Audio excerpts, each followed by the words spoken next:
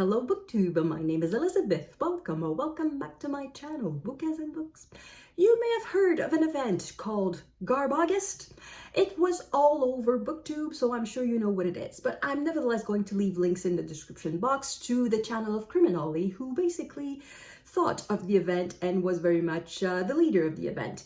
He was also accompanied by a dozen of dirty hosts. I'm not going to name all of them in the description box because I did that in a previous video, and you probably know them anyway. But anyway, all of this to say that I did dip my toe in GarbAugust. I did read a bit of garbage in GarbAugust, and this is my wrap-up. So what did I read? I started with something sweet, very sweet, Barbara Cartland. So this is a romance book, and I don't think all romance is garbage, that every book of romance is garbage, but I do believe that Barbara Cartland belongs to that category because she just wrote so many books and they are basically all the same. They're not part of a series, but it's as though they were. There's like 3 storylines possible in hundreds of books, and the characters are very hard to differentiate from one another. From one book to another, it's always the same story. So this story is the trope of the dutiful daughter who accidentally meets a duke who is determined never to get married for the very deep reason that his mother disappointed him, and because of that, every woman is unworthy. So, of course, the dutiful daughter of the preacher convinces him otherwise. They fall in love, and spoiler alert, they get married. I don't consider saying that the 2 main characters of a romance end up getting married as a spoiler, because that's the point of a romance book. So it was very enjoyable. It was Barbara Cartland. You know what you're going to get when you read a Barbara Cartland. It's rarely disappointing because you know what you're going to get. You're not going to get much, but you're going to get it. And another thing that makes me think that Barbara Cartland's a bit garbage, at least in this book, it struck me, is the lazy writing, because there was a use and abuse of cliches in the traditional term.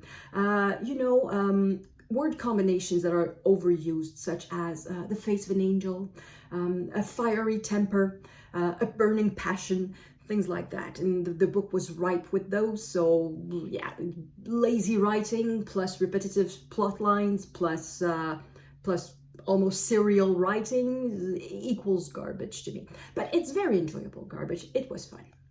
And then I still remained in romance, but I went for something a bit more sexy. This is a Harlequin Blaze. It's Body Check by Elle Kennedy. So this is obviously a hockey player romance. And the advantage of the hockey player romance is that you have a hero with a beautiful body and you don't need to find an excuse for it, because just a guy who goes to the gym every day, it's boring if he doesn't have any reason to go to the gym. But a hockey player has a reason to go to the gym. So it's kind of nice. So that's the reason of it. Also, I like hockey. I'm Canadian, of course I do like hockey, so I read that. It was my first Harlequin Blaze. I had never read any of them before. It is spicy, very explicit. I would have learned a lot of things had I read that as a teenager. Yeah, I'm not going to say anything more on that. It's fun. There was also a side plot about the owner of the team betting against his team, betting that his team would lose. And there was, of course, this owner is the father of the heroine, of the girl. And he's in the midst of a nasty divorce. The gold-digging, soon-to-be ex-wife who wants more money. So she is the one raising the accusations. And at first I thought that plot line was quite interesting. But then, of course, it unraveled quite quickly. It's not that good, and I guess that's not the point. I should not read a romance for a side plot about hockey bets and something like that. It's not the point. Lesson learned. But I kind of enjoyed it. It did the job. And then I went for nonfiction, and I read The Palace Papers by Tina Brown. So this is royal gossip. That's what I call royal gossip. However, I do consider royal gossip being garbage generally, because if you think about journalism, which is a very noble profession, I think royal gossip or celebrity gossip in general is kind of at the bottom of the pile. It's trashy, it's it's not very noble. So I consider royal gossip in general to be trash, to be garbage. However, this book is very well done. It is not garbage within the genre. It's very well done. So what the author does is that she starts at the death of Diana, basically, and she tries to tell the story of the royal family from that point until today. And what happens is that almost every person in the royal family gets their own chapter, and whenever that person is the center of the chapter, the author goes back in time. So there's a lot of back and forth. So let's say we start with Diana, and then we go back, of course, to when Princess Diana met Charles and their story and all the messy, nasty divorce, and we go through that. And then we go further in time. Let's say that Princess Margaret dies. Well, then Tina Brown goes back all the way to Peter Townsend, Lord Snowdon, Roddy Llewellyn, and basically retells the story of Margaret. And then the Queen Mother dies, and then she tells the story of the Queen Mother, of course, stopping with the 1936 abdication crisis and everything. So we go over well-trodden ground. There's not a lot of new things. What was new to me were the chapters about more recent history that is still, it's not history at all, it's still current affairs, current news. It's the Meghan Markle and Prince Harry. So that for me was new because I didn't really pay much attention to them. So that was a bit more interesting. One thing is obvious in the book is that the author considers both Kate Middleton and Meghan Markle as social climbers. Both women used basically their love, their relationship to climb in society. That's really how they are portrayed, as women determined to make a career out of marrying a prince. So neither of them come out very nice, but Meghan Markle gets the worst of it. That's to be sure. So this was very fun, very interesting. It had been a long time since I read royal gossip, so it was fun. And then I finished a GarbAugust with a comic book. This Archie comic books. I used to read them, well, not a lot, but quite a bit when I was younger, when I was like 12 years old or something. And this is the September 2022 edition. So I bought it at the grocery store in August. But there's nothing new in it. It's just repetition of old comics and a reprint of older ones. And it does not age well. It's garbage for quite a few reasons. One of the first stories is Ethel putting mistletoe everywhere so that she can force kiss Jughead. So that doesn't age very well. And then we have another story where some women are frustrated that Jughead is not paying any attention to them, so they kidnap him. So yeah, that's very nice. We also have Moose beating up Reggie, which also does not quite age well. And there's another one that struck me even more. It was, I didn't mark it. Of course, I did not note anything in Archie comic book. It was Dilton, who is the computer nerd. He spent an afternoon playing video games. And then at the end of the afternoon, he goes to Pop's chocolate shop. And the other kids are asking him, oh, what did you do this afternoon? Oh, I spent the afternoon in front of a screen. And the other kids are like, oh, poor Dilton, he's having no fun. And of course, nowadays, everyone wants to spend the afternoon looking at a computer screen. It's fun. Everybody knows that. So it really does not age well. And more than that, it's not even funny. I think there's one story that made me laugh. Just one. The others barely made me smile. It was just, yeah, I guess I outgrew Archie. It's just not funny anymore. So garbage. And that's all that I completed for GarbAugust. I did have a few false starts. I did start a few books that I read 1 or 2 pages, and then I thought, no, I'm not spending 200 pages with those. So these ones I don't count. But there was one that I did go for longer, and it was in my pile of possibilities at the beginning of the month. It was Love in the Wild by Emma Castle. And that one was a TNF. I really did not finish because it just wasn't good. And the reason it wasn't good was that the heroine is just so stupid. I think she was meant to be the wholesome girl next door, but you transplant her in a jungle and she just becomes just so stupid.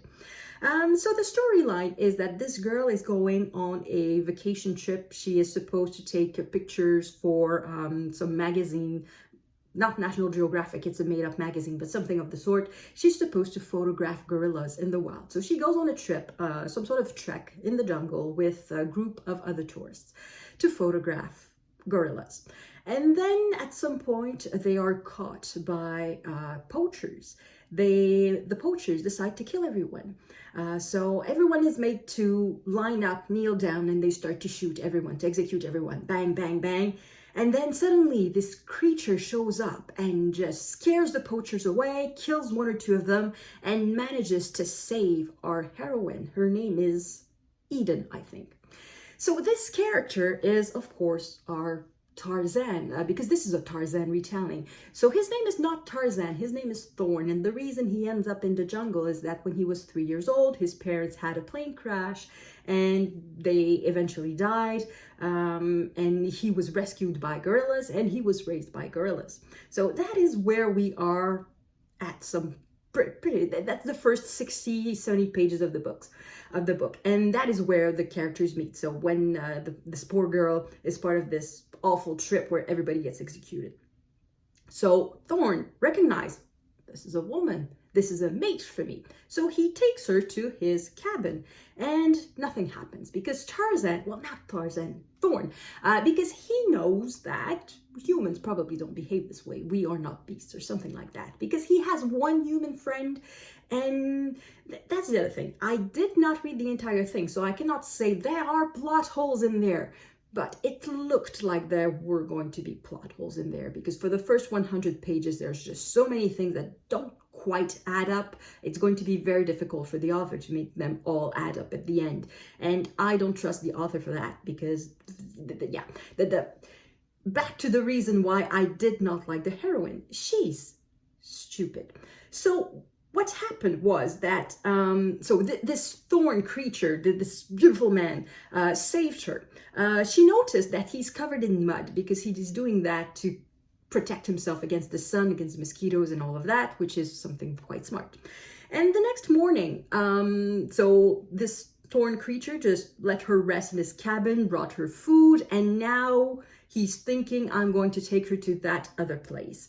And to get down from the cabin that is up in the trees, she just climbs on his back, and they are going down the tree like that. So she climbed onto his back, more aware than ever of the heat of his body between her thighs. So, we're going somewhere. But the dried mud that coated his body was staining her clothes. And she prayed, now I'm going to stop. If you were in that situation, so the day before every member of your traveling party was executed, you are lost in the jungle in the middle of nowhere, and you are with this strange man, not quite civilized, though apparently quite a gentleman, but not civilized. What do you pray for? That rescue is on the way? That the poachers don't have a friend looking to finish the job? That your savior will continue to be a gentleman and not rape you and perhaps take you back to civilization? What do you pray for? She prayed she could find her way to a river or stream or even a pond to get washed up. She glanced back down at herself and cringed at the mud and blood staining her clothes. So you're in the middle of the jungle, you survived an awful ordeal, and you're just thinking about your clothes. Oh no, there's a stain on my white shirt. Who gives a shit? And she's stupid like that all along. So a bit later, actually, I think that's supposed to be the romantic thing, because Thorn was taking her to a pond or to a waterfall, very romantic waterfall. So it was supposed to be, wow, miracle, my prayers were answered. But it was such a stupid prayer, I don't give points for that. And just after that scene, up to that point, there has been very little conversation between the two characters, because Thorn does speak English, because his one and only human friend did teach him English and Swahili. And that's a human friend that he met when he was something like 15 years old. Makes no sense. Anyway, doesn't matter. And basically they had very little conversation, and our Tarzan character, Thorn, he's very tongue-tied because he's in love with the girl, the only one that he's ever met. And he doesn't speak English very well because he never had much occasion to speak it. So basically he speaks pidgin English, like sleep, Thorn, protect, something like that. And the girl never ever changes her tone. She speaks to him as though she was speaking to her best friend. She just blah, blah, blah, blah, blah, using the same words she would use in Arkansas, because she's from Arkansas. She never changes her speech at all, which is very annoying because it's something human beings do very naturally. Whenever we speak to a child, we change our vocabulary, we change our tone. Whenever we speak to a foreigner who doesn't speak English very well, we adapt our language, we simplify the vocabulary. And she never ever does that. So I guess it's more difficult for an author than for a speaker. So that was another thing that made her look very, very stupid. And then at some point she realized that she's sort of falling in love with that man, and that it would be nice perhaps to live with him. Oh, but no, I wouldn't survive for a month in the jungle. Fair point. I wouldn't survive for a month in the jungle because there are 10,000 ways that things can kill you, you know? But no, that's not the reason. She wouldn't live without makeup and a hairdryer. Makeup and a hairdryer. That's the one thing you're going to miss. Not even your parents. That's not even mentioned. Not the parents, not the food security, not just the security, the air conditioning. I can live with that. But a hairdryer? Who cares? So basically the heroine was just so stupid. I could not stand her. I kind of wished she would die, basically. I sort of wished a lion got to her for breakfast and that Thorn found a better woman. So I stopped reading the book at page about 100 because I was too discouraged. So that was really the garbage of the GarbAugust. It was really not good. And that was it. That's all that I read for GarbAugust. So I'm going to wrap this up. Let me know in the comments, did you read anything for GarbAugust? Did you like it? Did you enjoy it? Because that was the point of GarbAugust, to enjoy books that are not supposed to be highbrow, that are supposed to be very ordinary. So of all that I read, I can say that I did enjoy the Barbara Cartland, I did enjoy the Harlequin romance, and I enjoyed the Royal Gossip. That was very fun. So the Archie comic book, that was short, and yeah, that stupid thing, that was really stupid. But I didn't pay anything for it, which is the great thing about electronic books. Well, I did pay my subscription to Scribd, but it doesn't matter. I read some other good books on Scribd too, so it's worth it. Thank you everyone for watching. I will see you in the next video. À la prochaine!